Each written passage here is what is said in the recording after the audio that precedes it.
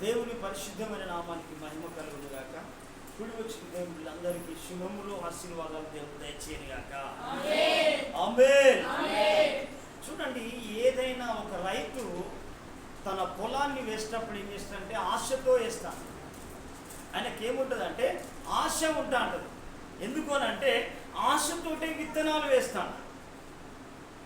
ఎందుకు అని అంటే ఆశ గల ప్రాణాన్ని దేవుడు ఏం చేసిందంటే మేలుతో తృప్తిపరిచేవాడు.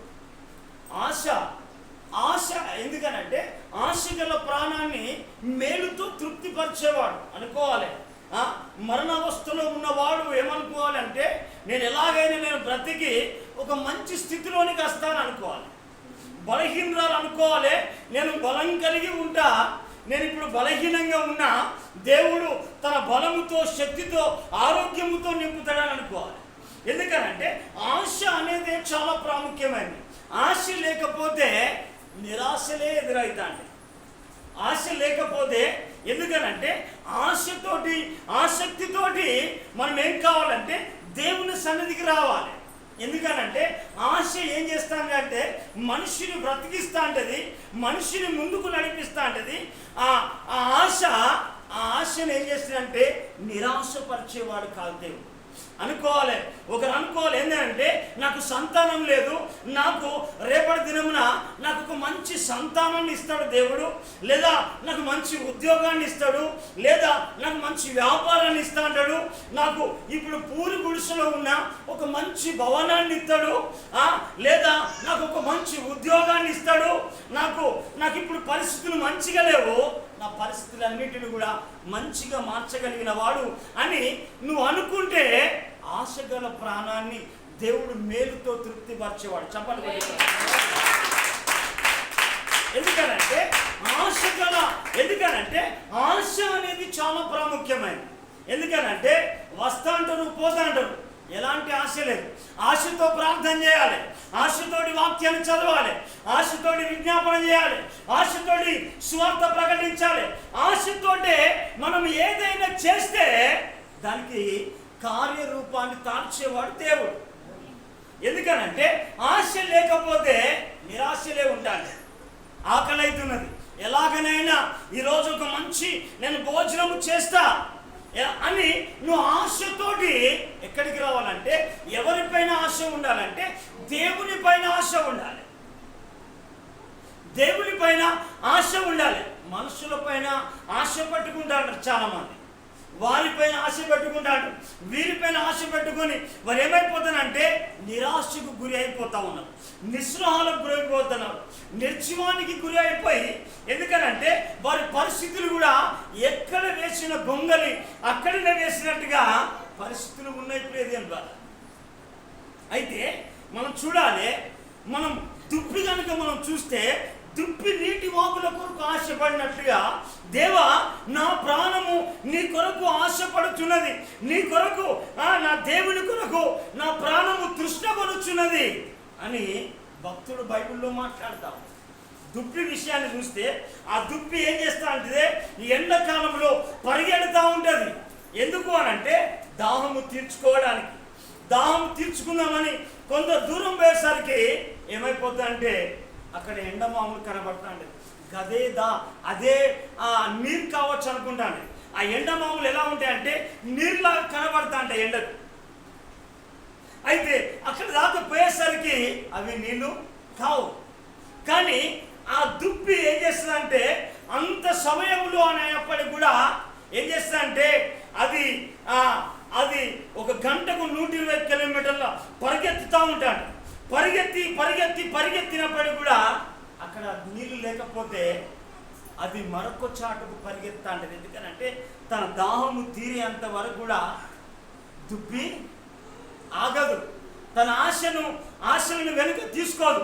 ఎందుకంటే దాహము తీర్చుకునేంత వరకు కూడా ఏం చేస్తా అంటే ఆశతోనే పరిగెత్తాను. నీవు ఆత్మీయ జీవితంలో ప్రయాణిస్తున్న నేను ఏం చేయాలంటే ఆశతోనే దేవునికి రావాలి. దేవుని ఎదుకు వచ్చేవాడు ఆయన ఉన్నాడని, ఆయన పొలము దయచేవాడని, ఆయన అభిషేకించేవాడని, ఆయన ఆశీర్వదించేవాడని, ఆయన నెమ్మదినిచ్చేవాడని, బాగు చేసేవాడని మనము నమ్మాలి. ఎందుకనంటే ఆశతోటి మనం దేవుని దగ్గరికి వచ్చినప్పుడే దేవుడు కార్యాలు చేస్తాడు. దేవుడు కార్యాలు చేస్తా అంటాడు.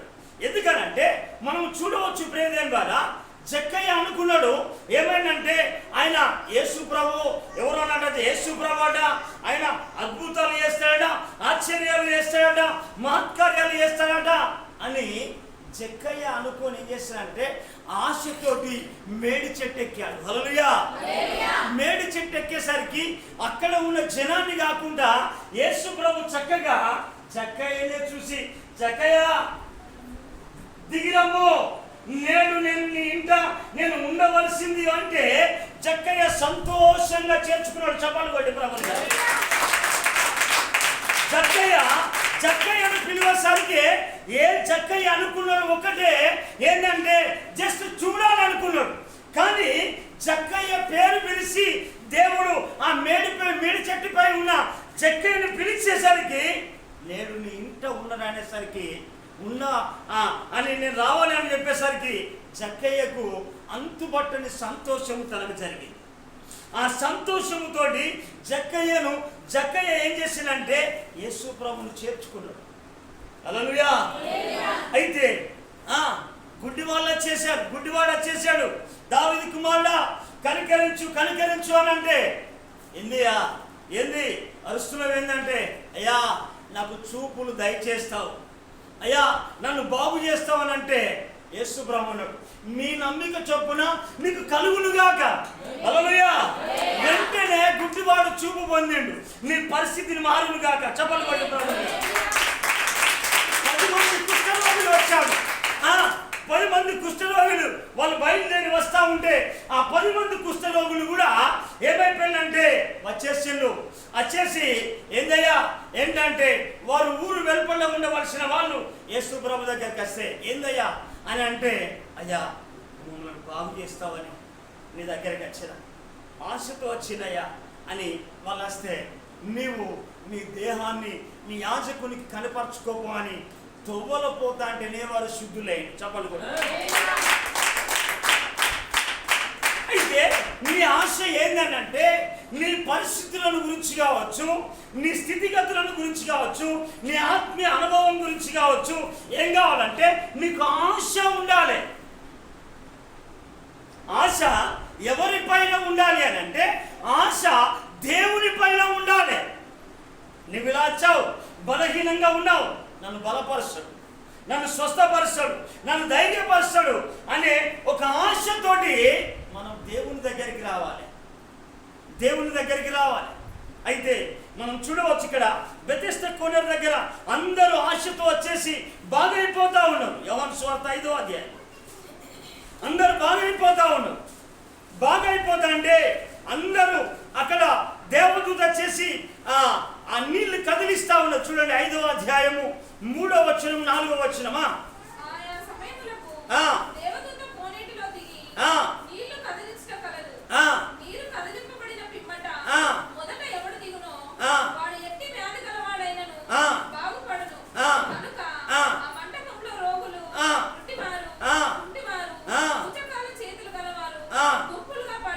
చూడండి ప్రేమదేని ద్వారా గుంపులుగా పడి ఉండి వాళ్ళు అక్కడ ఎట్టి వ్యాధి కలిగి వస్తున్నటువంటి కూడా అక్కడ బాగా అయిపోతా ఉన్నారు. అమ్మ అందుకే నీవు అందులోనే వెళ్ళిపోకు, అందులోనే లీనం కాకు, పరిస్థితి నీకు మారదు. అయితే అక్కడ అంతమంది కూడా వస్తూ ఉన్నారు, దేవదూత కోనేటిని కదిలిస్తూ ఉన్నారు. ఎందుకనంటే వీళ్ళంతా బాగుపడే వాళ్ళు ఎవరంటే వాళ్ళు దేవుని దగ్గరికి ఆశతో వచ్చిన వాళ్ళు. హల్లెలూయా. వాళ్ళు ఆశతో వచ్చేసి వాళ్ళు ఎట్టి వ్యాధి కలిగిన వాడైనప్పటికీ కూడా ఆ కోనేటిలో దిగగానే వెంటనే బాగైపోతా ఉన్నాడు. కానీ ఎందుకనంటే అక్కడ ఆశ లేని వాళ్ళు ఒకడు ఉన్నాడు. అక్కడ బహుకాలం నుంచి అక్కడ ఉన్నాడు. కాలాలు ఎందుకనంటే నువ్వు గమనించు, ఇంతకాలము నువ్వు అదే స్థితిలో పడి ఉండవచ్చు, కానీ ఆశతో దేవుని చూడు, ఆశతో దేవుని మాటలు విను, ఆశతో ప్రార్థన చేయి, ఆశతోటి దేవునికి ఇవ్వు, ఆశతోటే ఎప్పుడు చూసినా ఆశతోటే నువ్వు దేవుని దగ్గరికి వస్తే దేవుడు నీ ఆశను చిక్కుపరిచేవాడు కాదు. ఎందుకనంటే ఆయన ఆశ గల ప్రాణాన్ని ఏం చేసినంటే మేలుతో తృప్తిపరిచేవాడు. ఈరోజు ప్రతి ప్రాణమును ఏంటంటే దేవుడు ప్రతి ప్రాణి యొక్క ప్రాణమును కూడా మేలుతో తృప్తిపరిచినట్టుగా నా ప్రాణాలను కూడా దేవుడు తృప్తిపరచబోతా ఉన్నాడు. చెప్పండి. అయితే అక్కడనే పడి ఉన్నాడంటే అతనికి ఆశ లేదు కనుక ప్రార్థన చేస్తలేడు, వాక్యాన్ని చదువుతలేడు, వాక్యాన్ని వింటలేడు, వాక్యాన్ని గ్రహిస్తలేడు, వాక్యానికి తన హృదయంలో స్థానం ఇస్తలేడు, దేవునికి మనసులో స్థానం ఇస్తలేడు. అక్కడనే పడి ఉన్నాడు. అందరూ బాగా అవుతాను, వీడు బాగా కావట్లేదు. అలాంటి స్థితిలో నువ్వు జ్ఞాపకం చేసుకో. ఆశ నీ జీవితాన్ని ఏం చేస్తానంటే, ఎందుకనంటే మరణిస్తానన్న ఒక వ్యక్తి కూడా ఆశ పడితే మాత్రం ఖచ్చితంగా ఏంటంటే నేను ఎట్లయినా బ్రతుకుతానే ఒక ఆశ ఉంటే మాత్రం ఖచ్చితంగా బ్రతుకుతాను. హల్లెలూయా.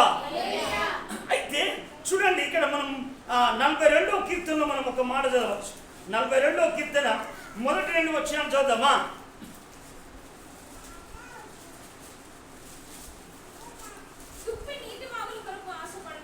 దుప్పి నీటి వాగుల కొరకు ఆశపడినట్లు దేవా నీ కొరకు నా ప్రాణము ఆశపడుచున్నది. చెప్పలు పడుతుంది ఏంటంటే ఈ ప్రాణము, ఎందుకనంటే ఈ ప్రాణం ఏం కావాలంటే దేవా దుప్పి నీటి వాగుల కొరకు ఆశపడినట్టుగా దేవా నీ కొరకు నా ప్రాణం ఆశపడుతున్నది.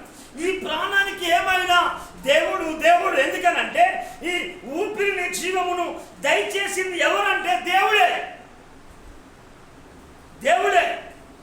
అయితే ఈ దేవుని పైన ఈ దేహం ఏం చేయాలంటే ఈ ప్రాణానికి ఎప్పటికీ ఆశ ఉండాలి.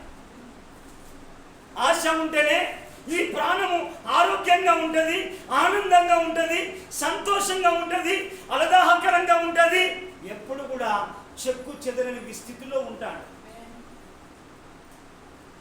ఆశ అనేది ఎందుకనంటే దీనికి అంతా ఏం కావాలంటే ఎప్పటికి కూడా దేవుడు అనే ఆశ పైన ఉండాలి. అందుకే అక్కడ అంటాడు కీర్తనకారం, నా ప్రాణము దేవుని కొరకు తృష్ణగొనుచున్నది, జీవం కలిగిన దేవుని కొరకు తృష్ణగొనుచున్నది. దేవుని సన్నిధిని ఎప్పుడు వచ్చేదను, ఆయన సన్నిధిని నేను ఎప్పుడు కనబడను. ఎందుకంటే అక్కడ చూడాలి ఎప్పుడు కూడా ప్రాణం, అయ్యా నేను ఎప్పుడు దేవుని సన్నిధిలో ఉండాలి, నేను ఎప్పుడు ప్రార్థన చేయాలి, నేను ఎప్పుడు ఆరాధన చేయాలి, నేను ఎప్పుడు విజ్ఞాపన చేయాలి, నేను ఎప్పుడు స్వార్థ ప్రకటించాలి, ఎప్పుడు నేను ఉపవాసం ఉండాలి, ఎప్పుడు నేను దేవుని కార్యాలు చూడాలి, నేను దేవుని పనిలో ఎప్పుడు నిమగ్నమే కావాలి. ఎందుకనంటే చాలా మంది లోకం పైన పెట్టుకుంటా ఉంటారు. లోకము ఎందుకనంటే లోకములో కనబడే వాటిపైన ఆశలు పెంచుకొని ఆ అందాల పైన, వాటిపైన, ఆ స్నేహాల పైన పడి దాంట్లో పడి ఎంతో మంది పతనమైపోయిన జీవితాలు ఉన్నాయి. ఎందుకనంటే దేవుని పైన నువ్వు ఆశ పెట్టుకుంటే నీ నమ్మకాన్ని వమ్ము చేసేవాడు కాదు. నా కొరకు కనిపెట్టుకునే వాళ్ళు ఎవరు కూడా సిగ్గునందడు. నా జనులు ఇక ఎన్నడూ కూడా సిగ్గునందరని చెప్పాడు దేవుడు. ఇది వాగ్దానం అని. అయితే మన బైబిల్ గ్రంథంలో మనం చూడవచ్చు, చాలా మంది కూడా ఎందుకనంటే లోకంలో ఉన్నదంతా ఏంటిది? యోహాను రాసిన పత్రిక 2వ అధ్యాయము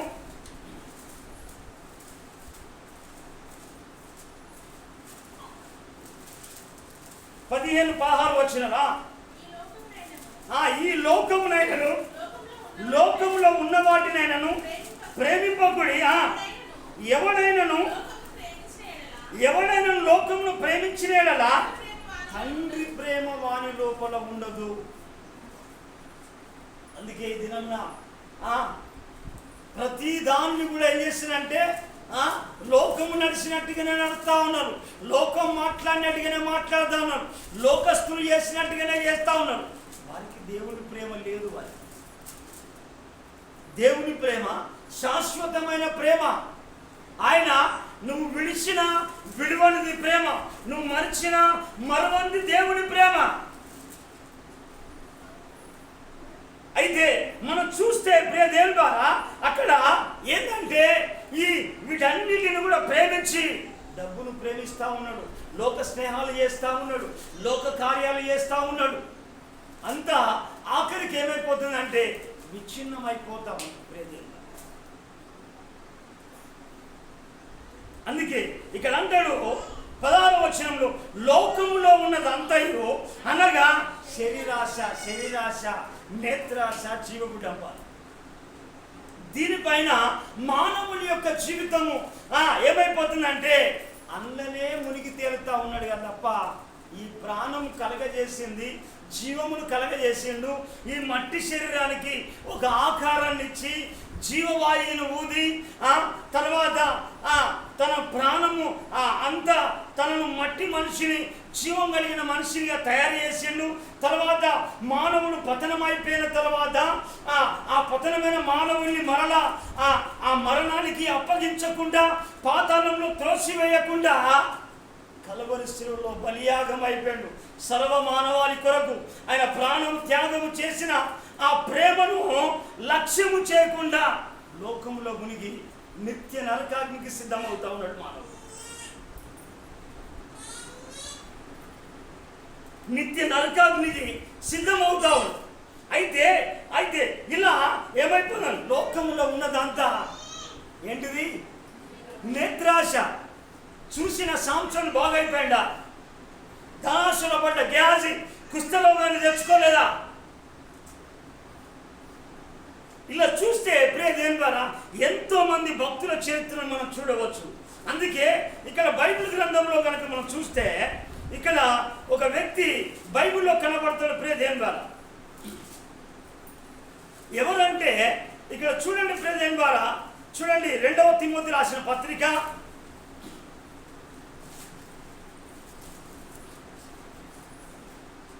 4వ అధ్యాయము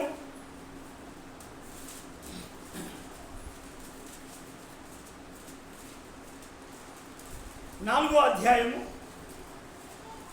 వచనం 10వ వచనం సార్ 10 దేమ ఇహలోకాన్ని స్నేహించి నన్ను విడిచి తెస్సలోనికకు వెళ్ళి. ఎందుకనంటే పరిశుద్ధుడైన పౌలుని విడిచి ఈ దేమ కూడా ఒక సేవకుడే, విశ్వాసి ఏమైపోతుందంటే అబ్రాహామును విడిచిపోయిన లోతు ఏమైనా బాగుపడిందా?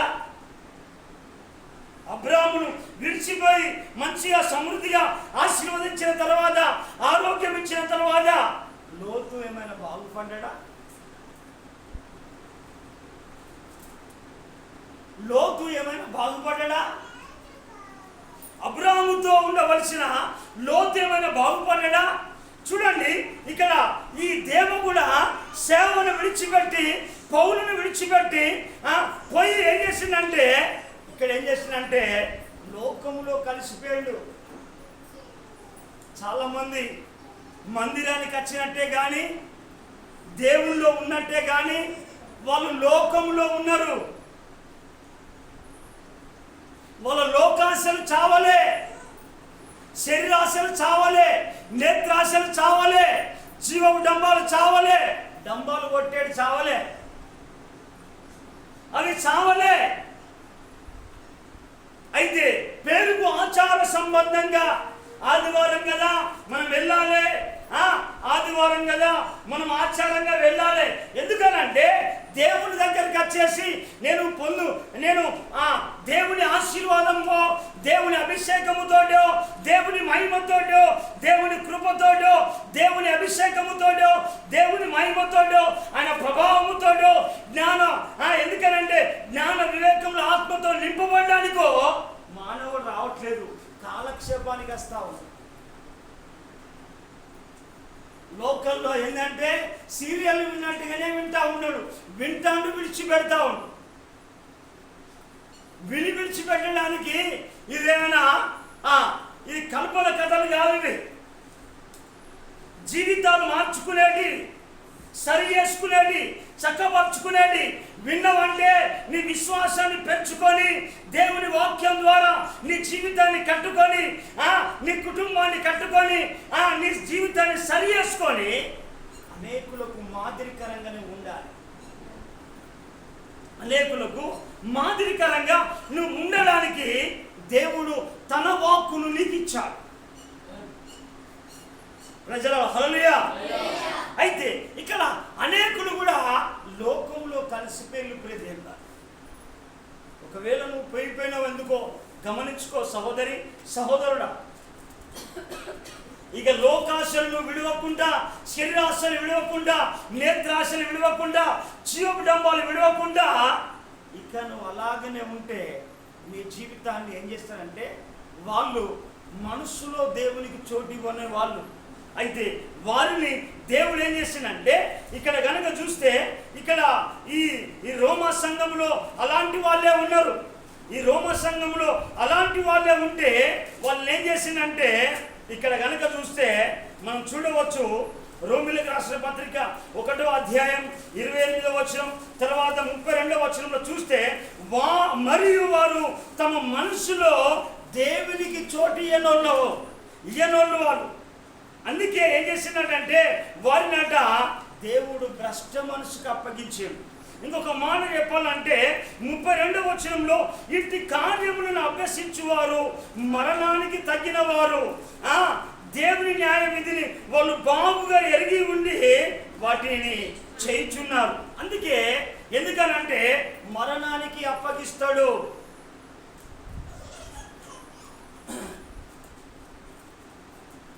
అందుకే జాగ్రత్తతోటి మనం దేవుని యొక్క వాక్యాన్ని వినాలి, దేవుని యొక్క మాటలు. ఎందుకనంటే ఆశగల ప్రాణాన్ని మేలుతో తృప్తిపరచేవాడు. హల్లెలూయా. అయితే చూడండి ప్రియమైన వారా, ఎందుకు అని అంటే మనము 109వ కీర్తనలో ఇక్కడ మాట ఉంటుంది.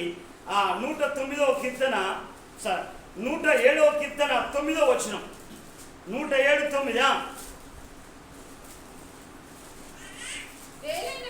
ఎలయనగా ఆశగల ప్రాణమును ఆయన తృప్తిపరిచి ఉన్నాడు, ఆకలి కొన్న వారి ప్రాణమును మేలుతో నింపి ఉన్నాడు. చప్పలు కొట్టినట్టుగా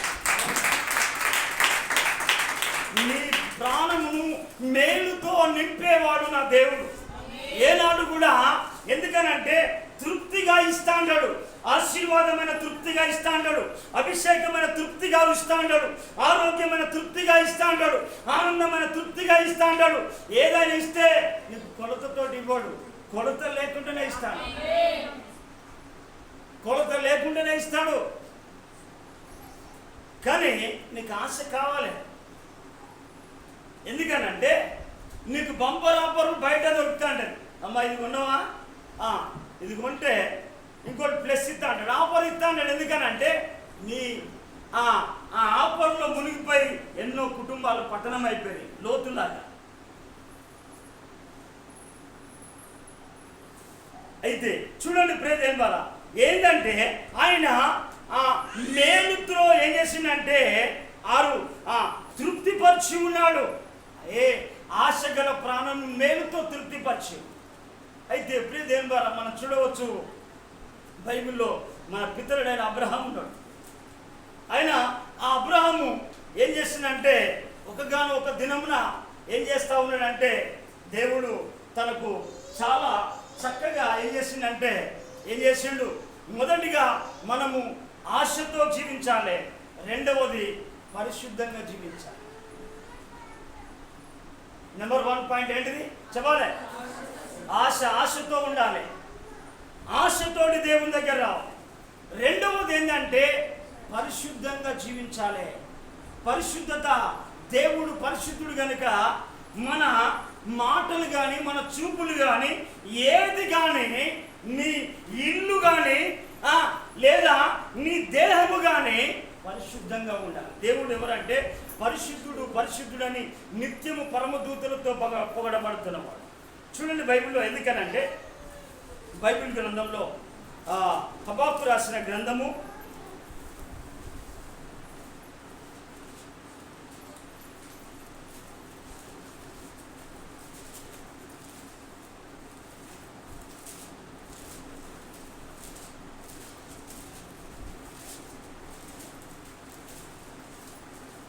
నా ప్రతి అణువును పరిశుద్ధ పరచెను నీరు విరగాలే నీ దర్శనమే నన్ను నిలిపినది ధరణిలో నీ కొరకే. హబక్కూ రాసిన గ్రంథము 1వ అధ్యాయము 13వ వచనం. నీ కనుదృష్టి దుష్టత్వము చూడలేనంత నిష్కలంకమైంది. ఏంటిదాట దేవుడు ఎందుకనంటే దుష్టత్వము చూడలేనంత చూడనంత నిష్కలంకమైంది. అందుకే ఈ లోకంలో ఏం చేయాలంటే అంత పరిశుద్ధంగా మనం బ్రతకాలి. పరిశుద్ధత ఏ స్థితిలో కూడా ఈ పరిశుద్ధతను కోల్పోకూడదు. ఎందుకు అనంటే నీ దేహము దేవుని ఆలయమై ఉన్నదని మీరు ఎరగరా? ఈ దేహముతో మీ దేవుని మహిమపరచండి. నీ దేహముతో దేవుని మహిమపరచండి. పాపపు దేహముతోటి, పాపపు కళ్ళతోటి, పాపపు చేతులతోటి, అబద్ధాలతోటి దేవుని మహిమపరచలేదు. హల్లెలూయా. అందుకే ప్రియ దేవుని ద్వారా ఏం చేస్తానంటే రెండవది ఏంటంటే దేవుడు నీ కనుదృష్టి ఎందుకనంటే దేవుని కనుదృష్టి దుష్టత్వము చూడలేనంత నిష్కలంకమైంది, కలంకము లేనిది. అయితే మన ఆత్మీయ నేత్రాలు కూడా ఏంటంటే అలా కలంకము లేకుండా మన మాటలు కానీ మన ఆలోచనలు కానీ లేకుండా మన జీవిత పరిమాణం కొనసాగించాలి. అయితే ఒకగానొక దినమున అబ్రహాం గారు ఎదురు చూస్తూ ఉన్నారు. ఏంది అబ్రహాం గారికి ఏం దేవుడు ఇచ్చేశాడు? ఏమి చేసాడు? వెండి బంగారం ఇచ్చాడు. అది కన్నా 12వ అధ్యాయం చూస్తే వెండి బంగారం ఇల్లుడు వెండి బంగారం ఇచ్చాడు, గొర్రెలు గోదాములు ఇచ్చాడు, అన్ని ఇచ్చిండు, అన్ని సమృద్ధిగా ఇచ్చాడు. కానీ అబ్రహాంకు ఒక్కటే ఆశ, సంతానం లేదు. సంతానం లేదు. అయితే సంతానం లేకపోయేసరికి ఏమంటాడంటే అబ్రహాము ఎందుకనంటే విశ్వాస పరిమాణంలో దాటి తర్వాత దేవునితో ఉన్నట్టుగా ఉండి మంచిగానే నడిచిండు. మంచిగానే జరిగేసరికి మనోని స్టెప్ ఎక్కడ మిస్ అయిపోయింది. దేవుడు గమనించు. హల్లెలూయా. నువ్వెక్కడ స్టెప్ మిస్ అయినావో గమనించు. అర్థమైందా? నీ మాట స్లిప్పింగ్ ఎక్కడైంది? నీ కన్ను ఎక్కడ స్లిప్ అయిపోయినాయి? నీ ఆలోచనలు ఎక్కడ స్లిప్ అయిపోయింది? నీ శరీరం ఎక్కడ స్లిప్ అయిపోయింది? నువ్వు పరిస్థితితో కోల్పోయినావో మనం గమనించాలి. దేవుడు మాట్లాడే మాట చూడండి. అబ్రాహాముతో మాట్లాడుతాడు. అబ్రాహాము కనిపెడతా ఉంటాడు. దేవుడు కనిపెడతా ఉంటే, అబ్రాహాము నేను ఎవరినయ్యా? నేను సర్వశక్తి కలిగిన దేవుడను. ఆది కాండము 17వ అధ్యాయం చదవమా. 17వ అధ్యాయం మొదటి 2 వచనాలా? అబ్రాహాము 99 ఏళ్ల వాడైనప్పుడు యెహోవా అతనికి ప్రత్యక్షమై, అబ్రాహాము నేను సర్వశక్తి కలిగిన దేవుడనయ్యా, నేను సర్వశక్తి కలిగిన దేవుడను. నేను సాధారణమైన వ్యక్తి అనుకుంటున్నావా? నీలాగా మార్చడానికి, నీలాగా నేను త్రోవ తప్పిపోవడానికి, అబద్ధమాడడానికి నేను నరమాత్రుని కాను. అయితే ఇక్కడ చూడు ఏంది, నేను ఎందుకనంటే నేను సర్వశక్తి కలిగిన దేవుడు. నా సన్నిధిలో నడుచుచు నిందారహితంగా ఉండు. ఏ నిందారోపణ నీ పైన జరగకూడదు. నువ్వు అలాంటి వాడవు, పాపిస్తోడివి, సీరియల్ చూసేవాడిని, సినిమాలు చూసేవాడు, అబద్ధము చెప్పేవాడు, అన్యాయ మాటలు పలికేవాడు, అక్కడెక్కడ లంచాలు తీసుకునేవాడు, అబద్ధ సాక్ష్యాలు చెప్పి డబ్బు సంపాదించుకునేవాడు అని చెప్పకూడదు అని అబ్రహాము నా సన్నిధిలో ఎలా నడుచుకోవాలంట? నిందారహితంగా ఉండు. ఎందుకు అనంటే నాకు నీకు మధ్య నా నిబంధన నియమించి ఉన్నా, నిన్ను అత్యధికంగా అభివృద్ధి పొందించదనని ఆయనతో చెప్పాను. చెప్పండి కొట్టి ప్రభుని గారు అత్యధికంగా అభివృద్ధి చేస్తున్నాడ. అత్యధికంగా సంతానం లేదా? నేను సంతానం ఇస్తా. గృహం లేదా? గృహం ఇస్తా. పిల్లలు లేదా? పిల్లలు ఇస్తా. ఆస్తి లేదా? ఇస్తా. నువ్వు అప్పులతో బాధపడుతున్నావా, అదన్నీ తొలగిస్తా. నీకు ఏది లేకపోతే నేను ఇచ్చడానికి సిద్ధంగా ఉన్నా. ఎందుకు అనంటే నిన్ను అత్యధికంగా నేను అభివృద్ధి పరుస్తానని చెప్పేసరికి అబ్రహాం అయ్య గారు ఏం చేశారంటే సాగిలపడి నమస్కారం చేసి చేస్తా అంటే ఇక్కడ అంటాడు. ఎందుకనంటే ఇక్కడ అంటూ ఉంటాడు ప్రేమ ద్వారా ఏమంటే ఇక్కడ ఏమంటే నీవు అనేక జనములకు తండ్రి వగుతూ మరి ఇక మీద నీ పేరు అబ్రహాము అనబడదు, నిన్ను అనేక జనములకు తండ్రిగా నియమించింది కనుక నీ పేరు అబ్రహాము అనబడను. నీకు అత్యధికమైన సంతానాభివృద్ధిని కలగజేస్తా, నీలో నుండి జనములు వచ్చినట్లు నేను నియమించుదును, రాజులు నీలో నుంచే వస్తారని చెప్పిండు. చెప్పండి కొట్టి బ్రాహ్మణ గారు. అయితే అలా అన్ని వాగ్దానం చేసిండు. ఎందుకనంటే నువ్వు పరిశుద్ధత కోల్పోతే నీ దేవుని వాగ్దానం ఆలస్యమవుతా, దేవుని ఆశీర్వాదం ఆలస్యమైపోతా అంటది, దేవుని దీవెన ఆలస్యమైపోతా అంటది. సమయం పట్టడానికి కారణం ఏంటంటే పరిశుద్ధత కోల్పోయినప్పుడు నీకు దేవుడు చేసే కార్యం స్టాప్. అందుకే నిందారహితంగా జీవించు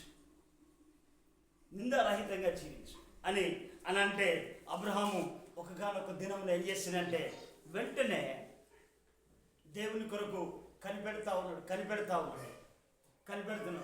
నా యేసయ్యా ఉన్నత స్థలము తట్టు నా కన్నులెత్తుదును, నా యేసయ్యా నీ కొరకే నేను కనిపెట్టుకొందును, నా యేసయ్యా ఉన్నత స్థలము తట్టు నా కన్నులెత్తుదును, నా యేసయ్యా నీ కొరకే నేను కనిపెట్టుకొందును. ఇదని ఎండాకాలంలో కూర్చున్నాడు మంచిగా చిన్న వృక్షం కింద నుండి అయ్యా అని ఎప్పటికి కూడా ప్రార్థన చేస్తా ఉన్నాడు. అవునయ్యా నేను పరిశుద్ధత కోల్పోయినది ప్రభా అని బాగా ఏడ్చుకుంటా తుడుచుకుంటా అబ్రహాం ఏం చేస్తున్నాడంటే సాగిలపడి కనిపెడతా ఉన్నాడు. కనిపెట్టిన అంతట్లోనే త్రిత్వమైన దేవుడు ప్రత్యక్షమై హల్లెలూయా. కనిపెట్టే లోపలనే ఏం చేసిందంటే అబ్రహాముకు దేవుడు ప్రత్యక్షమైండు. దేవుడు ఆ త్రిత్వమైన దేవుడు ప్రత్యక్షమైతే అయ్యా అంటా ఉన్నాడు అబ్రహామును. ఆ త్రిత్వమైన దేవుడు ప్రత్యక్షం కాగానే అబ్రహాం వెళ్ళి అయ్యా వెంటనే సాగిలపడి అయ్యా నేను నీ దాసుని అయితే నా ఇల్లును దాటిపోకు. ఎందుకు అనంటే ఆ ఇల్లును దాటిపోకయ్యా, కొన్ని నీళ్ళు ఇస్తా కాళ్ళు కడుకో, కొద్దిసేపు ఇక్కడ అలసరలు తీర్చుకో, ఇక్కడ కొద్దిసేపు సేద తీర్చుకో అని దేవుణ్ణి బతిమలాడుతూ ఉన్నాడు అబ్రహాం. వాగ్దానం చేసిన దేవుని జ్ఞాపకం చేసుకుంటా ఉన్నాడు. అయ్యా నిన్ను జనంలోకి తండ్రిగా చేస్తానన్నావు కదా, నేను నుంచి రాజులు బయలుదేరుతానన్నావు కదా అయ్యా, నీ సంతానము ఎందుకంటే సముద్రం ఇస్కరేళ్ళ వల్ల చేస్తాను, ఆకాశ నక్షత్రాల వల్ల అన్నావు ఏందయ్యా అని చెప్పేసి దేవుణ్ణి బతిలాడి సాగిల పడుతూ ఉన్నాడు. కనిపెడతా ఉంటే దేవుడు ప్రత్యక్షమైండు. వెంటనే సాగిలపడి కొద్దిగా అలసట తీసుకొని అంటాడు. చూడండి ఆదికాండం 18వ అధ్యాయం 1-3 వచనాలా. మరియు మమ్రే దగ్గర ఉన్న సింధూర వనములో అబ్రహాము ఎండవేళ గుడారపు ద్వారమందు కూర్చుండి ఉండినప్పుడు యెహోవా అతనికి కనబడెను. మరి నువ్వు ఎవరి కొరకు కనిపెడతా ఉన్నావు? దేని కొరకు కనిపెడతా ఉన్నావు? దేని కొరకు ఆలోచన చేస్తా ఉన్నావు? ఎవరిపైన నువ్వు ఆశ పెట్టుకుంటా ఉన్నావు? ఎవరిపైన ఆసక్తి పెంచుకుంటా ఉన్నారు? నువ్వు కనిపెడతా అంటే ఎవరు ప్రత్యక్షమవుతా ఉన్నాడు? ఏ ఆలోచన ప్రత్యక్షమవుతా ఉన్నది? ఏ దర్శనం ప్రత్యక్షమవుతూ ఉన్నది? నీకెవరు కనపెడతా ఉన్నారు? నా కన్నులు చూసేది నిన్నే కదా, నా కన్నులలో నిన్నినవి నీవే కదా. ఎవరి కొరకు? ఏం కనబడతా ఉన్నది? నువ్వు ఏది ధ్యానం చేస్తూ ఉన్నావు? ఏది మాట్లాడుతూ ఉన్నావు? ఏది వింటూ ఉన్నావు? నీ నోరు వినిన దాన్ని బట్టే మాట్లాడుతుంది కదా. నీ కన్నులు చూసే దాని కొరకే పరిగెడుతూ ఉంటుంది కదా. నువ్వు చేసేది, నువ్వు ఏదైతే ఎక్కువగా వింటాంటావో అదే చేస్తాంటావు కదా. ఏది చూస్తావో దాని కొరకే పరిగెడతాంటావు కదా. అబ్రహాము ఆలోచన ఏంది? దేవుడే. ఆస్తి ఉన్నది అయ్యా, ఇక ఈ ఆస్తి ఉన్నాక దేవుడు నాకు అవసరం లేదు అనుకోలే.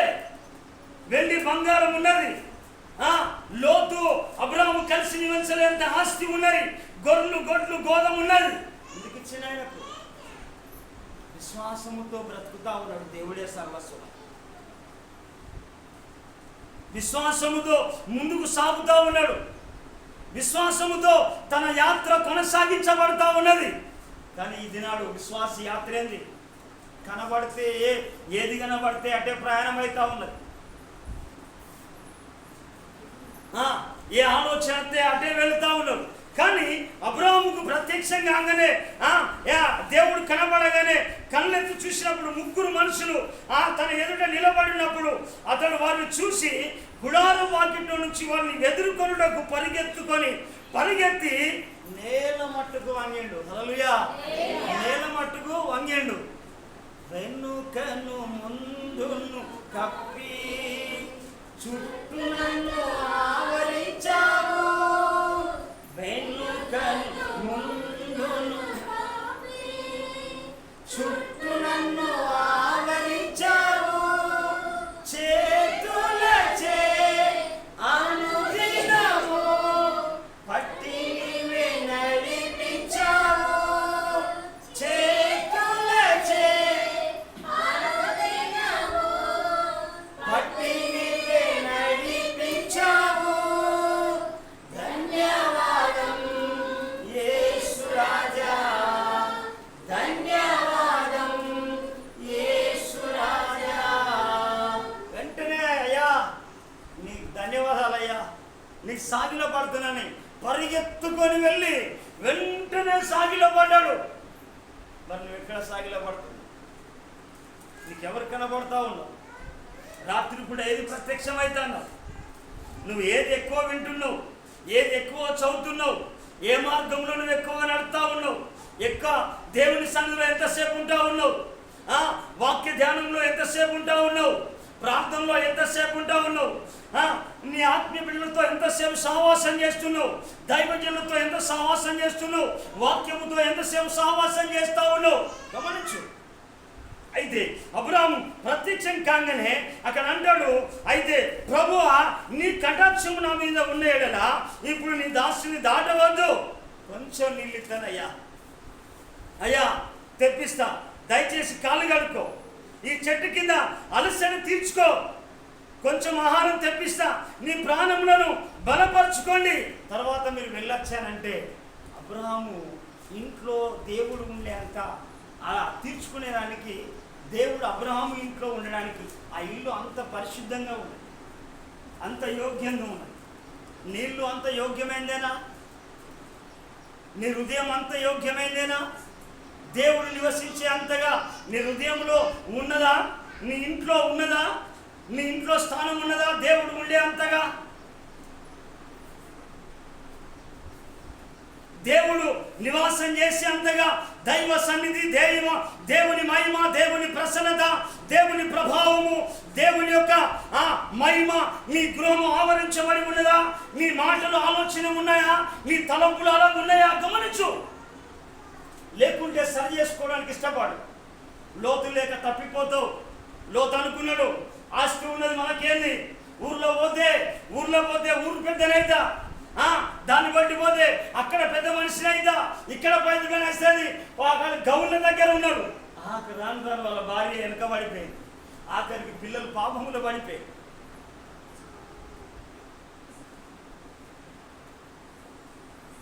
లోతు పంచాయత్ తీర్పులో వెళ్ళాడు. గుడిలో ఉండేవాడు. ఎక్కడ? పంచాలు వెళ్ళిపోతే 4 కాసులు ఈ జోబులో నింపుకోవచ్చు, 4 కాసులు ఈ జోబులో పెట్టుకోవచ్చు. ఇంకేమన్నా ఉంటే ఇంకా ఇది మిగిలితే సరిపోతే బ్యాంకులో పెట్టవచ్చు అనుకొని పరిగెత్తా ఉన్నాడు. దేవుని పైన తక్కువ. ఎందుకనంటే దేవుని దగ్గర 10 నిమిషాలు 5 నిమిషాలు లోతుకి వచ్చేసింది. అయ్యా ఆ గుళ్ళె ఉంటేనే దేవుడా కిందుండాలయ్యా అనుకున్నాడు. ఊరి పడేవతలు అక్కడ ఉన్నాడు. ఆఖరికి ఏమైపోయింది? భార్య ఉప్పు స్తంభం అయిపోయింది, పిల్లలు పాపములు పడిపోయి.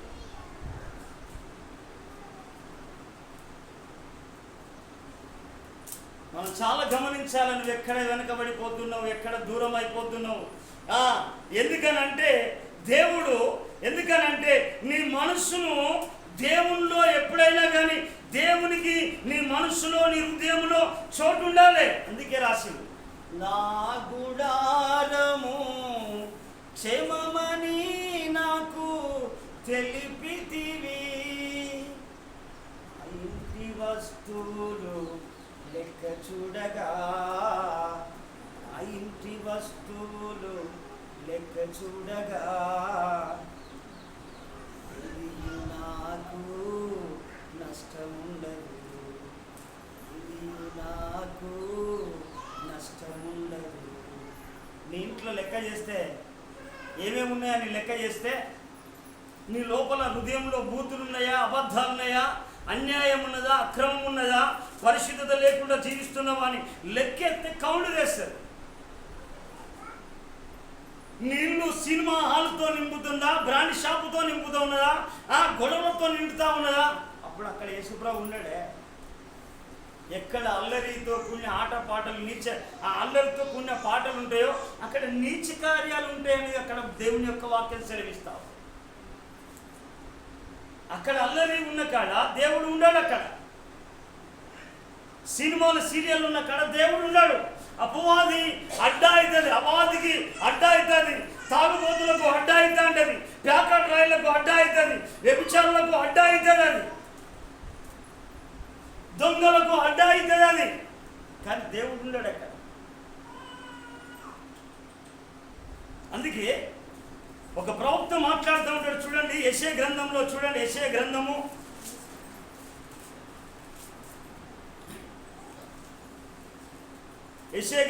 1వ అధ్యాయము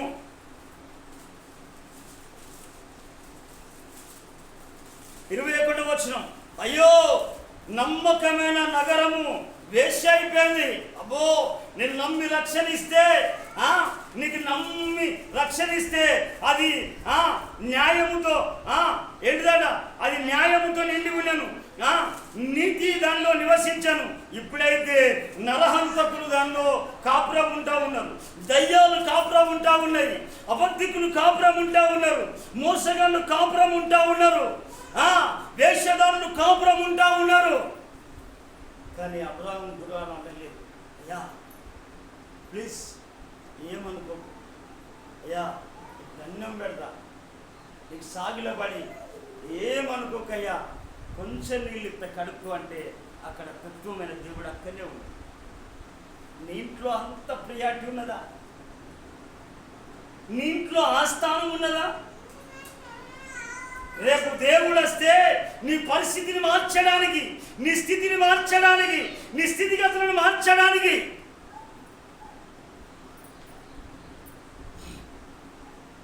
దేవుడు తిక్తమైన దేవుడే. అబ్బా అయ్యా అనేసరికి అక్కడ ఆగిండు, అలసరి తీసుకున్నాడు, కాళ్ళు కడుక్కున్నాడు. అయ్యా కొద్దిగా శారమ్మ ఎక్కడన్నావు అంటే గుడారం ఉన్నది. వెంటనే ఆ చన్నని పిండినంతా తీసి కొన్ని రొట్టెలు చేయి, నా తండ్రి అది చేసిండు, వారికి నేను ఆతిథ్యం ఇవ్వాలి అని చెప్పేసి పిండి చేసిండు. వెంటనే మందులోనికి వెళ్ళిండు, లేక చూడని తీసుకొచ్చేసాడు, వధించిండు, ఆతిథ్యం ఇచ్చిండు. ప్రజలు హల్లెలూయా. ఆతిథ్యము అబ్రహాము పరిశుద్ధంగా జీవించడం కాదు, ఆతిథ్యం ఇచ్చేవాడు. అందుకే ఇక్కడ బైబిల్లో చూడండి, ఎబ్రీయులకు రాసిన పత్రిక, ఆతిథ్యం ఇవ్వ మరవకుడి, ఆతిథ్యము ఇవ్వమరకుడి. 13వ అధ్యాయము 1వ వచనం, సహోదర ప్రేమ నిలువరంగా ఉండనీయుడి, ఆతిథ్యము చేయ మరవకుడి. ఏంటిదట? ఆతిథ్యం ఆదిత్యము మరవకూడదు. ఎందుకనంటే ఇక్కడ ఆదిత్యం ఇచ్చాడు. అయితే ఇక్కడ ఆదిత్యము ఇచ్చి ఏం చేసిందంటే దేవుడు వెంటనే ఈ అబ్రాము అక్కడికి వెళ్ళగానే దేని ద్వారా అబ్రాము అది సిద్ధం చేసేసరికి ఆదిత్యం తీసుకున్నాడు. ఏమంటున్నాడంటే దేవుడు ఒక వాగ్దానం చేస్తా ఉన్నాడు. చూడండి ఇక్కడ ఏమంటాడు చూడండి. ఎందుకు ఎప్పుడు వాగ్దానం చేస్తా ఉన్నాడు? వాళ్ళ స్త్రీ ధర్మం వెళ్ళిపోయింది. వాళ్ళు బహువృద్ధులైపోయింది. స్త్రీ ధర్మం నిలిచిపోయింది. అంటే ఇక పిల్లలి కలను ఆ స్థానం ఆమెకి ఏర్పడింది. నువ్వు అనుకుంటావచ్చు, అయ్యా నేను చాలా సంవత్సరాలు అయింది, నా పరిస్థితులు అట్లనే ఉండవచ్చు.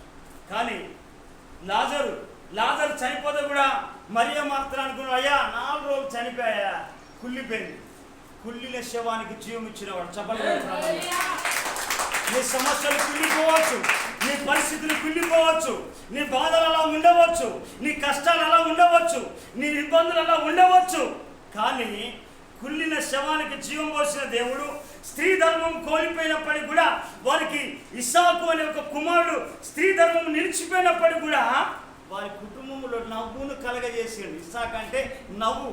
చూడండి ఏమంటాడు చూడమ్మా. 18వ అధ్యాయము 11వ వచనం. ఆదికాండం 18:11. అబ్రహాము శారయు బహుకాలము గడిచిన వృద్ధులై ఉండిరి, స్త్రీ ధర్మము శారకు నిలిచిపోయాను. చూడండి నిలిచిపోయింది. అప్పుడే ఆ భోజనం చేసిన పిమ్మట ఏమంటుందంటే అక్కడ అంటాడు చూడండి 10వ వచనంలో, అందుకైనా మీదటికి ఈ కాలమున నీ యొద్దకు నిశ్చయముగా మరలా వచ్చదను, అప్పుడు నీ భార్య అయిన శారకు ఒక కుమారుడు కలుగునని చెప్పాను. చూడండి ప్రజల ద్వారా నీ భార్య అయిన శారకు కుమారుడు కలుగునని ఏం చేసినంటే దేవుడు వాగ్దానం చేసింది. అంటే దేవుని కొరకు కనిపెట్టుకున్నప్పుడు అబ్రాము సిగ్గుపడలే. అబ్రాము ఏం చేసిందంటే ఆదిత్యం ఇచ్చినా కనిపెట్టినప్పటికీ కూడా ఆయన జీవితంలో మరొక ప్రామిస్ వచ్చేసింది. నీకు గర్భము ఉడికిపోవచ్చు, నువ్వు వృద్ధుడు కావచ్చు. కానీ అక్కడ ఏం మాట్లాడాడు చూడమ్మా. 13వ వచనమా 14వ వచనం.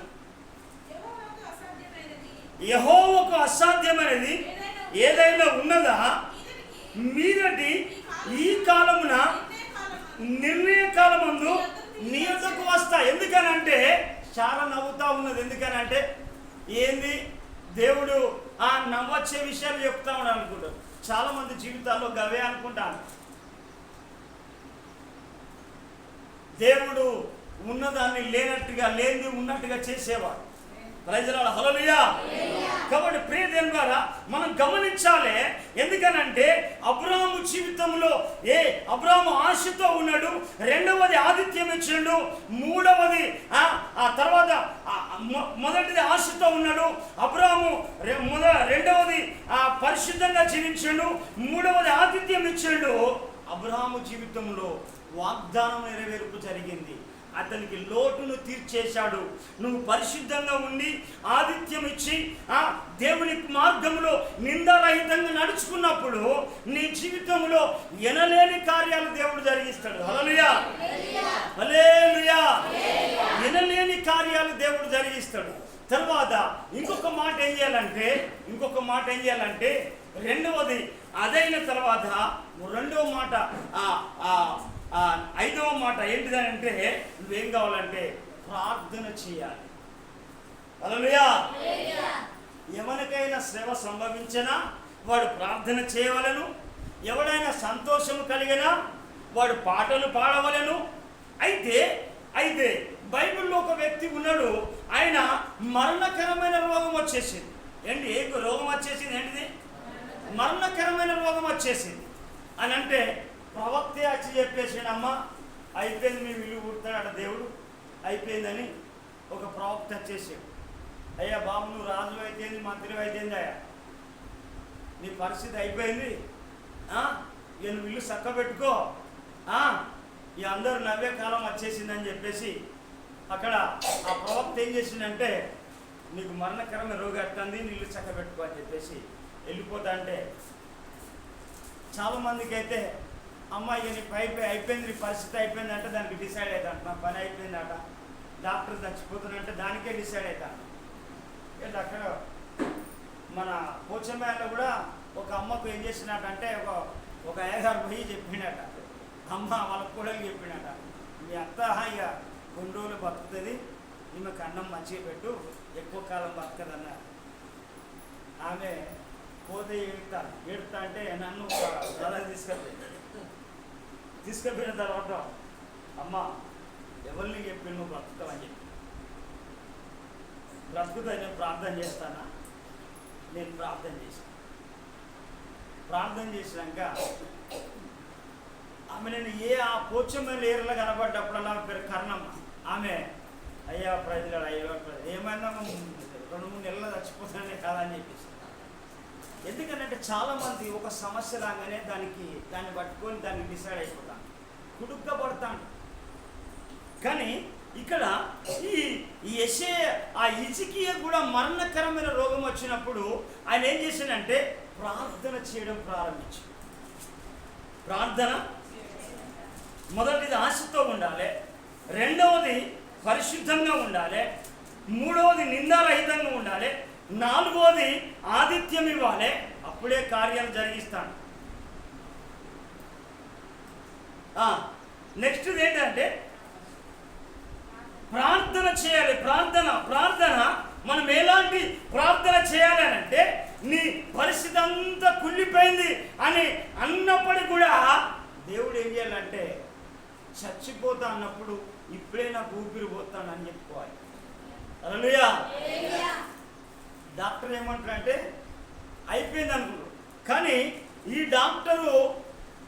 డాక్టర్ని ఇచ్చిన పరమ డాక్టర్ ఆయన. హల్లెలూయా.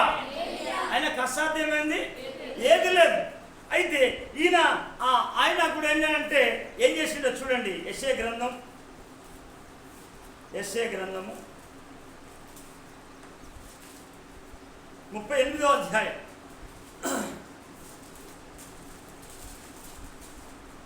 38వ అధ్యాయం మొదటి వచనం. యెషయా అతని యొద్దకు వచ్చి, నువ్వు మరణమవుచున్నావు, బ్రతకవు గనుక నీవు నీ ఇల్లును చక్కబెట్టుకోమని యెహోవా సెలవిచ్చాను. ప్రవక్త చెప్పేసాడు. అయితే ఆయన ఏం చేసిందంటే ఆయన వెంటనే ప్రార్థించడం స్టార్ట్ చేసింది. మనము ప్రార్థనలో బలంగా ఉండాలి. ఈ ప్రార్థన ఏం చేసిందంటే ఆయన వెంటనే సరెండర్ అయిపోయాడు దేవుని దగ్గరికి. ఎక్కడికి వచ్చేసాడు? దేవుని సన్నిధికి వచ్చేసాడు. గోడ తట్టు ముఖం తట్టిండు, ఎవరికి ముఖం చూపించకుండా ఏం చేసిందంటే ఇలాంటి పరిస్థితి ఏర్పాటు చేసిందని ఏం చేసిందంటే ప్రార్థన చేయడం స్టార్ట్ చేశాడు. అయ్యా అక్కడ అంటాడు, యెహోవా యథార్థ హృదయుడనై సత్యముతో నీ సన్నిధిని ఎట్లా నడుచుకుంటునో, నేను ఇప్పుడు తప్పిపోయినయ్యా, ఇప్పుడు నీకు దూరం అయిపోయినా, ఒకప్పుడు ఎట్లా నడుచుకున్నా మరలా నేను జీవిస్తా. నేను ఇప్పుడైతే ప్రాంతంలో నేను చేయలేకపోయినా, అందుకే నా పరిస్థితులు ఎదురైనవి, అందుకే ఈ నష్టం ఎదురైంది, అందుకే కష్టం ఎదురైంది, ఈ బాధ ఎదురైంది అని యథార్థతో దేవుని దగ్గరికి రా. ఎందుకనంటే యథార్థవంతుడయ్యాడు దేవుడు, యథార్థవంతుడైనడు. మూర్ఖుడైన దేవుడు వికటము చూపించే దేవుడు ఆయన. అందుకే ఇక్కడ యథార్థముతో నేను యథార్థవంతుడై సత్యముతో నీ సన్నిధిని నేను ఎట్లా నడుచుకుంటునో, నీ దృష్టికి అనుకూలంగా సమస్తం నేను ఎట్లా జరిగించుతునో కృపతో జ్ఞాపకం చేసుకో అని ఎడుతా ఉన్నాడు. హల్లెలూయా. మనం కానీ మన కష్టం రాగానే ఏం చెప్తామంటే ఇట్లా వచ్చిందనంటే కథమిగా ఆ ఇంటికి నాలుగు ఆ ఇంటి కాడ చెప్తాం, ఈ ఇంటి కాడ చెప్తాం. దేవుని దగ్గర ప్రార్థన అయితే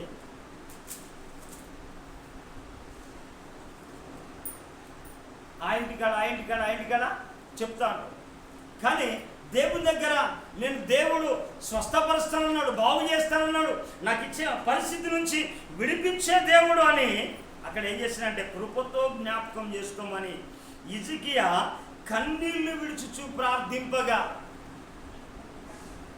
ఇలా ఏం చేసిండమ్మా? ఏంది అంటే కన్నీళ్లు విడిచి ప్రార్థన చేసాడు. నీ కష్టాలను కన్నీళ్ళని ఎప్పుడు కూడా దేవుడు దాటిపోడు. హల్లెలూయా. ఏం చేయాలి కానీ నీ నీ భర్త కొరకు పిల్లల కొరకు ఎప్పుడు కూడా ఆ కన్నీరు విడవడం ప్రారంభించు. ఎందుకంటే ఆ కన్నీటిని దాటుకోడు ఎప్పుడు కూడా. ఆ కన్నీరు ఎక్కడి చేస్తారు? చాలామంది ఏడ్చేది ఎప్పుడు ఎడతారంటే సమస్యలు వచ్చినప్పుడు ఎడతా అంటారు. పరిస్థితి మార్చాలని ఏడవరు, దేవుడు కనబడాలని ఏడవరు, దేవుడు మాట్లాడాలని ఏడవరు, దేవుడు ఆశీర్వదించాలని ఏడవరు. ఆరోగ్యంగా ఉంటే కథమేగా, బండి ఎక్కడుంటుందో తెలియదు పట్టాలి. హల్లెలూయా. అయితే వెంటనే కన్నీళ్లు విడిచి ప్రార్థించగా చూడనా, యెహోవాకు యెషయాకు ప్రత్యక్షమై ఇలాగు సెలవిచ్చాను, నీవు తిరిగి హిజ్కియా యొద్దకు పోయి అతనితో ఇట్లనుము, నీ పితరుడైన దావీదునకు దేవుడైన యెహోవా నీకు సెలవిచ్చినదేమనగా, నీవు కన్నీళ్లు విడుచున నేను చూచి తిని నీ ప్రార్థన నేను అంగీకరించున్నాను. చప్పట్లు కొట్టి ప్రార్థన. పరిస్థితులు మారాలంటే ప్రార్థనలో బలంగా ఉండాలి, ప్రార్థనలో మనం ఎక్కువ నిమగ్నం ఉండాలి, ప్రార్థనే మనం ఎక్కువ నేర్చుకోవాలి. ప్రార్థన ఎలా ఉందంటే పెద్ద మోకాళ్ళపై ఉండి ఎప్పటికీ మనం ప్రార్థన చేయాలి. ఎందుకనంటే ఒక స్త్రీ ఎవరంటే బ్యాక్ బోన్. ఎందుకనంటే నువ్వు ఒక స్త్రీ తల్లివైతే నీ కుమారుడు ప్రవక్త అవుతాడు, ఇంజనీర్ అవుతాడు, డాక్టర్ అవుతాడు. నువ్వు మోకరించి ప్రార్థనే ధ్యేయంగా పెట్టుకో, నీ కుటుంబ పరిస్థితులు దేవుడు మారుస్తాడు. చెప్పలు కొట్టి ప్రభుత్వం. మరొక మాట, చివరి మాట నేను చెప్పేసి నేను ముగిస్తా. ఎందుకనంటే ఇది దేవునితోనూ మాట్లాడేది ప్రార్థన. అయితే దేవుడు నీతో మాట్లాడేది కావాలి. దేవుడు ఎందుకనంటే దేవుడు నీతో మాట్లాడి, నీ స్వభావం ఇలాంటిది, నువ్వు కోపిష్ఠురాలివి, నువ్వు పాపిష్ఠురాలివి, నువ్వు అబద్ధికురాలివి, నువ్వు మోసగాడివి, నీ గుణం మంచిది కాదు, నీ బుద్ధి మంచిది కాదు, నువ్వు వేషధారినివి అనేది దేవుడు చెప్పుతాడు. వాక్యం ద్వారా దేవుడు చెప్పుతూ ఉంటాడు. నువ్వు వాక్యం చదువుతా అంటే నువ్వు ఏమై ఉన్నావో ఈ గ్రంథం స్పష్టంగా చెప్తుంది. ఎందరి బ్రతుకులో మార్చింది, నా బ్రతుకును కూడా మార్చేసింది. అయితే ఈ గ్రంథాన్ని నువ్వేం చేయాలంటే, నువ్వు ఎప్పటికి కూడా నువ్వేం చేయాలంటే నువ్వు ప్రతి దినం నువ్వు చదవాలి. సమయమందును అసమయమందును కూడా చదవాలి. దీవారాత్రులు నువ్వు చదవాలి. ఎప్పటికీ నువ్వు చదివిన కొద్దీ ఏం చేస్తుందంటే నీ జీవితం మారుతా అంటే దేవుడు నీతో మాట్లాడతాడు. ఒకవేళ నువ్వు బలాని వ్యక్తి అని అనుకో, గొడవ స్టార్ట్ అవుతుంది మనతో. అదే దేవుడు అన్నాడు అనుకో, మార్చుకోలేకుంటే పనిష్మెంట్ నీకే జరుగుతుంది, మాకు మార్చుకుంటే. ఎందుకనంటే దుష్టుడు మరణం చేయడం నాకేమైనా సంతోషమా? వాని ప్రవర్తన దిద్దుకొని బ్రతుకుంటే నాకు సంతోషం కదా అంటాడు. ఎవరు అంటాడు చూడండి మాట. ఎజ్కేల్ గ్రంథము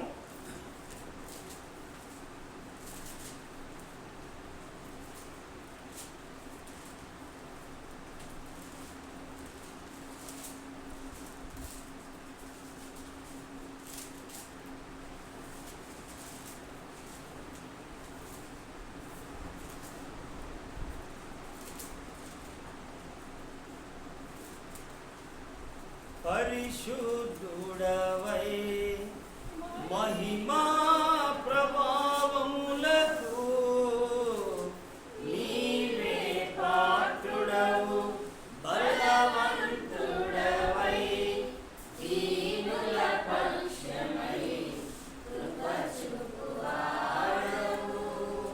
ఎజ్కేలు 18వ అధ్యాయము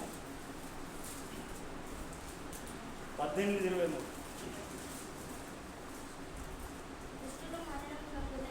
దుష్టులు మరణము నుండుట చేత నాకెంత మాత్రమైన సంతోషము కలుగునా, వారు తమ ప్రవర్తన దిద్దుకొని బ్రతుకుటే నాకు సంతోషము, ఇదే ప్రభువగు యెహోవా. అందుకే ఎందుకనంటే మన లోపల ఉన్న కల్మషం కానీ పాపం కానీ ఏం చేస్తానంటే ఒక వాక్యానికే ఉన్నది, సరి చేయడానికి దేనికి లేదు. హల్లెలూయా.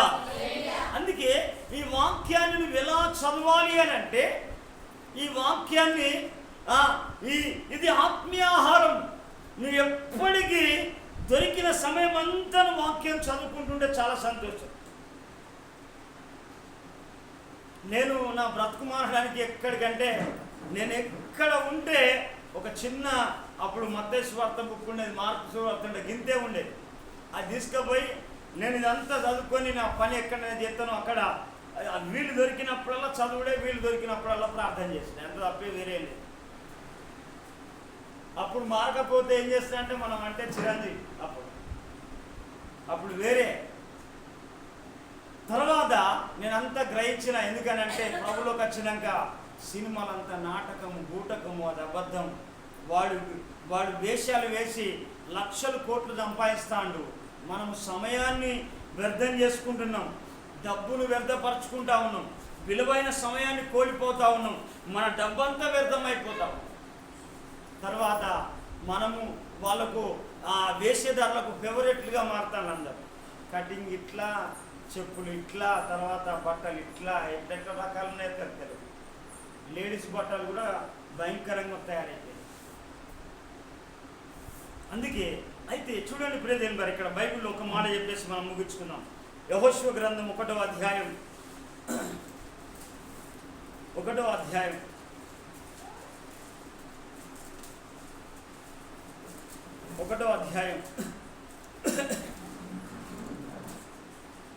7వ వచనమా.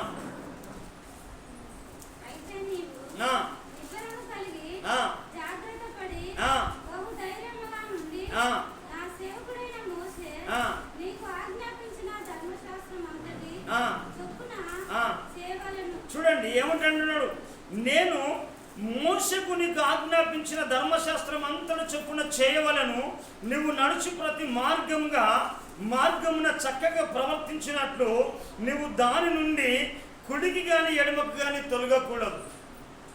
అంటే ఈ ధర్మశాస్త్రం అంతని చొప్పున ఏం చేయాలంటే నువ్వు చెయ్యాలి. అందుకే వాక్యం చదవచ్చు కూడా చాలా మంది చదవరు. హల్లెలూయా. చదవదు ఎందుకనంటే దీన్ని చొప్పున చెయ్యాలి. చూడండి, ఈ ధర్మశాస్త్ర గ్రంథమును నువ్వు బోధింపక తప్పిపోకూడదు. దానిలో రాయబడిన వాటన్నిటి ప్రకారము చేయుటకు నువ్వు జాగ్రత్త పడినట్లు దీవారాత్రము దాన్ని ధ్యానించిన ఎడల. హల్లెలూయా. అక్కడ ఏమంటాడు, వాటిని రాయబడిన వాటి ప్రకారము నువ్వు చేయుటకు నువ్వు జాగ్రత్త పడినట్లు దీవారాత్రము దాన్ని ధ్యానించిన ఎడల. ధ్యానిస్తే ఏమంటాడ, ధ్యానిస్తే నీ మార్గమును వర్ధల చేసుకొని చక్కగా ప్రవర్తిస్తాడు. ఈ వాక్యము లేకపోతే నువ్వు చక్కగా ప్రవర్తించు, వంకర తొంకర పోతూనే ఉంటాడు. అందుకే ఈ మాట మనం గనుక చూస్తే మనం ఏం కావాలంటే దీవారాత్రులు మనం చదవాలి. అందుకే దీవారాత్రులు మనం చదివితే